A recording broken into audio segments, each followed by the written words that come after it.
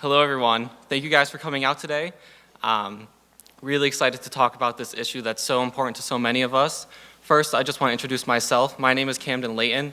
I'm a current senior majoring in public administration, and I'm currently serving as the president and moderator today. Well, I'm delighted to be here with you today and delighted to have the chance to introduce our special guest. I'll start out by telling you, the robots bought him his lunch today. So we've given him a proper Mason welcome already, and I know you will enjoy welcoming him with us.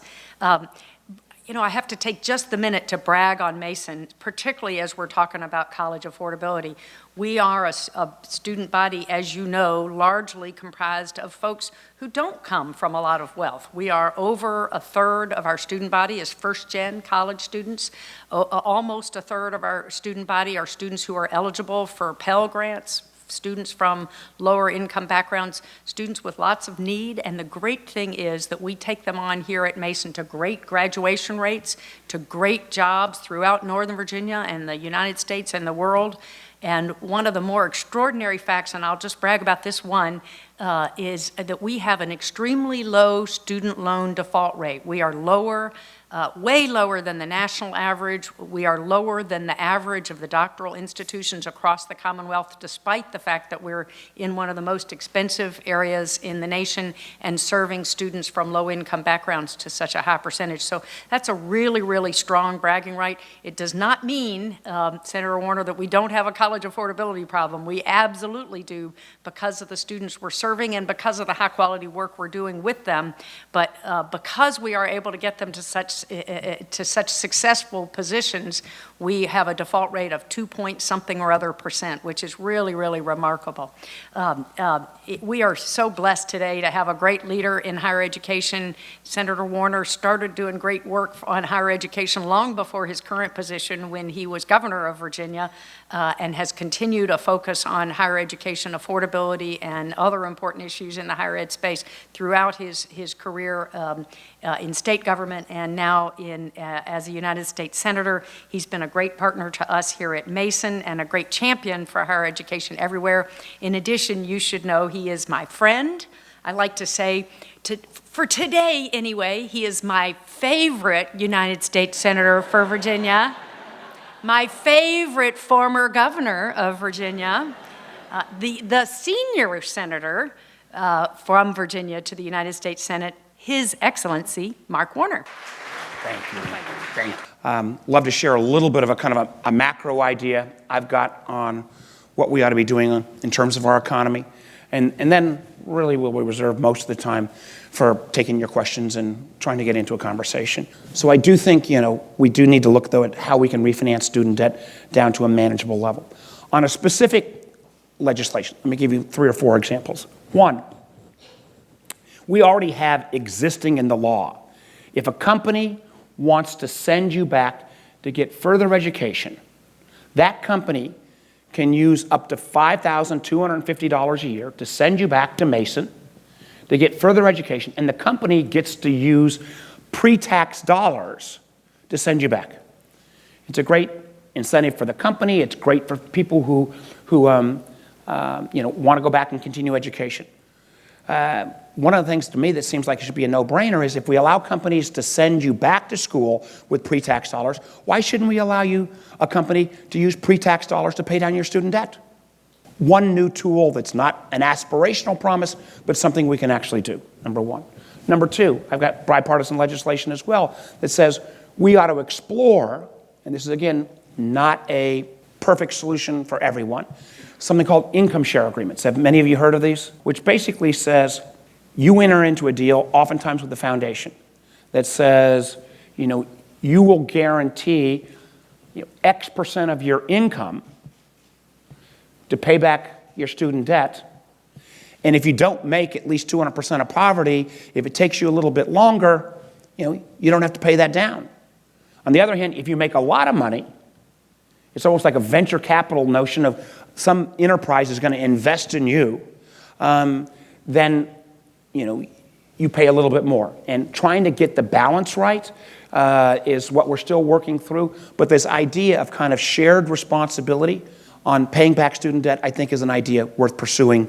Needs more work, but I've got legislation. Third is, and this already exists in our system, but it's really hard to figure out, and that is we ought to make income-based repayment the number one or number two top priority in terms of your repayment schedule on student debt. Because if you do income-based repayment, and there are like 14 different ways you can pay back your student debt right now, income-based is kind of down at the bottom. It ought to be closer to the top.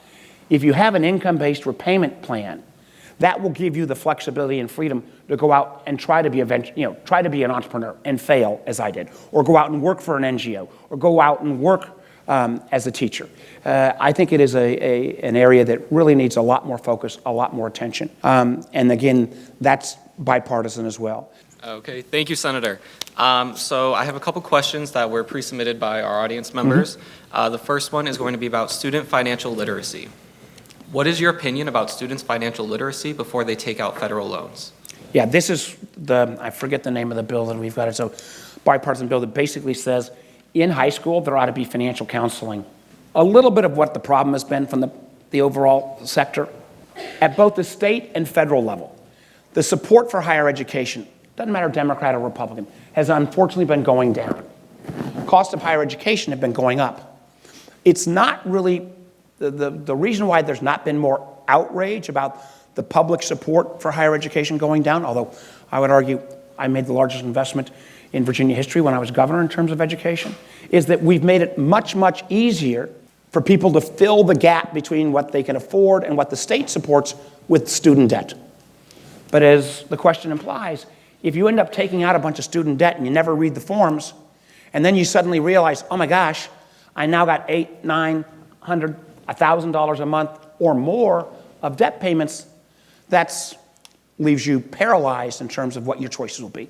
So this legislation would put in place, financial counseling into college in terms of knowing what you're signing up for. But to do that in a rational way, I think you need that kind of other piece of legislation I've got that's called Know Before You Go, that takes all the data that's already collected, but says to you as you make these decisions, okay, what's the average time to graduate at Mason? Even by degree, how much money and what are my chances are of getting a job, so that you actually become a better informed consumer. Our next question is going to be about Pell Grant funding. And are you participating in any efforts to increase the federal Pell Grant? Yes. The short answer is, I've been supportive of the legislation. We raised the Pell Grant last year like $100. I think it's up to like $61.95 or something now. I've been part of every one of the, these have generally been more Democratic-led than Republican-led efforts to make sure that we increase Pell Grant funding. It's a powerful, important tool. I know that I think at Mason about a third of the students are eligible for Pell. So I'm absolutely supportive, and I can share with you all the letters and legislation. There's also, one of the things that we need to do as well, and that is simplify the student aid financial form.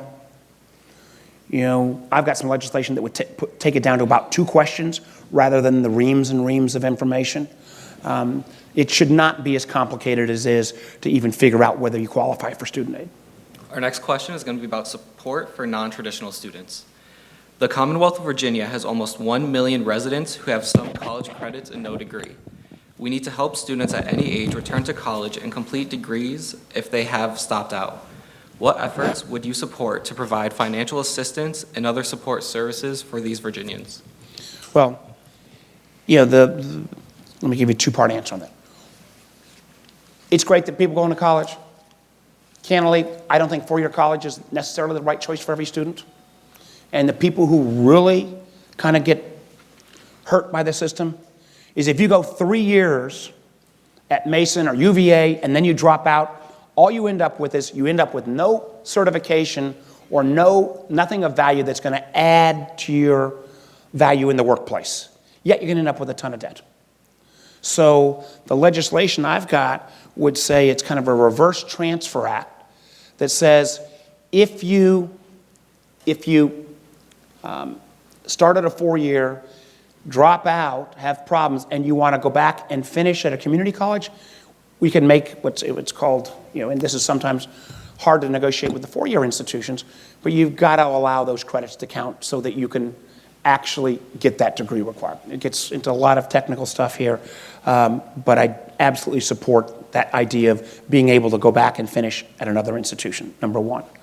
Number two, one of the things that I do think, and I know versus some of the folks who are promising free everything, one area that I think we could do tomorrow that I can show you how it pays itself off within 3 years is to say to students by sophomore year of high school, if you are non-college bound, and we started this when I was governor, it should have been continued more. If you are non-college bound, here's what we're going to do. You graduate from high school, we're not going to lower the standards, but we're going to guarantee you an industry certification along with your high school diploma. That industry certification adds $5,000 in earning power right off the bat. And we say, if you can't finish it by the end of high school, I would give you that free semester in community college in the year you graduate from high school. So we basically change what is basic education in America from K-12 to K-12 and a half. It's not as good as what Germany does, which is a K-13 system, but that K-12 and a half, and I can show any legislator of any party that pays itself off within 3 years. So that is a real practical thing. It doesn't completely address as directly as the kind of reverse credit transfers that would happen with the circumstance you said, but I'd be very supportive of additional financial aid for students who drop out and want to go back and finish at a community college. But you got to have that transferability of the credits first. Let me again thank George Mason, thank all of you for coming out. And please, as challenging as times are, we still live in the greatest country in the world. And there is nothing that we can't accomplish. But it has to be done in a way, I think, and we didn't touch on immigration, we didn't touch more on technology, there were a host of issues we didn't get to. I hope you'll invite me back so that we can continue the conversation. Please get out there if you're a Virginian and vote this fall. Thanks, everybody.